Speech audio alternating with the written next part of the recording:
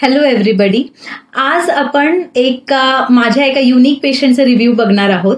खरं तर माझ्या फील्डमध्ये म्हणजे एनोरेक्टल फील्डमध्ये रिव्ह्यूज भेटायला खूप अवघड जातं. पेशंट्स तेवढे फ्री नसतात त्यांचे रिव्ह्यूज द्यायला. But still he is one of my patient and he is very free to give his own review, कारण की त्यांनी स्वतःहून एवढं सफर केलेलं आहे त्या डिझीजसाठी. हे पेशंट होते माझे पेरिएनल ॲब्सेसचे, जे पुढे चालून हॉर्सशू फिस्टुलामध्ये हे होणार होते, चेंज होणार होते. बट इन बिटवीन ओनली म्हणजे त्याच दरम्यानमध्ये आपण सर्जरी करून घेतलेली आहे. क्षारसूत्र केलं त्यांचं. थोडीशी लॉंग जर्नी होती, but still without recurrence and without complications पूर्णपैकी त्यांची ट्रीटमेंट झालेली आहे. तर त्यांच्याशी बोलूया आपण.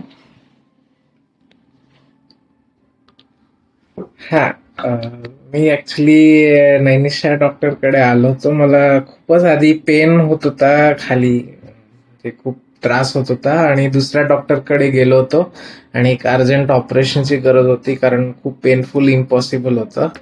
तर हे फिस्ट्युला डिटेक्ट झालं आणि डॉक्टरला कन्सल्ट केलं फोनवर आणि आम्ही एकदम लास्ट मिनिट अर्जन्सीमध्ये ऑपरेशन प्लॅन केलं हे. आणि ऑपरेशन सक्सेसफुली चांगलं झालं होतं. त्याच्यानंतर पण आम्हाला बरेच ट्रीटमेंटचे फॉलोअप करायचं होतं. ते मॅडमनी स्मूथली केलं.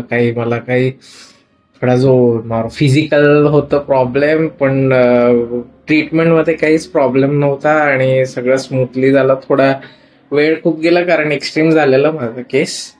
तर रेग्युलर ट्रीटमेंट घेऊन आता सगळं हील झालेलं आहे सक्सेसफुली आणि काही त्रास राहिला नाहीये. Really thank you. मेनली आपली ट्रीटमेंटची आपल्या ट्रीटमेंटमुळे जे काही फायदा होतो तो म्हणजे without recurrence we get through out it.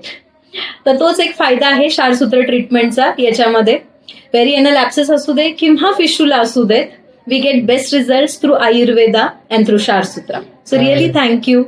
आणि मी रेकमेंड करतो मॅडमला या भेटा. काही असा प्रॉब्लेम असेल तर म्हणजे मॅडम बरोबर ट्रीट करतात, समजतात प्रॉब्लेम नक्की काय आहे आणि त्याला रूटनी हील करतात. ते खूप इम्पॉर्टंट आहे, कारण नॉर्मली ॲलोपॅथीमध्ये केलं तर ते परत रिकरन्स व्हायचा पॉसिबिलिटी असते, पण आयुर्वेदिक मध्ये नॉर्मली होत नाही परत. So really thank you.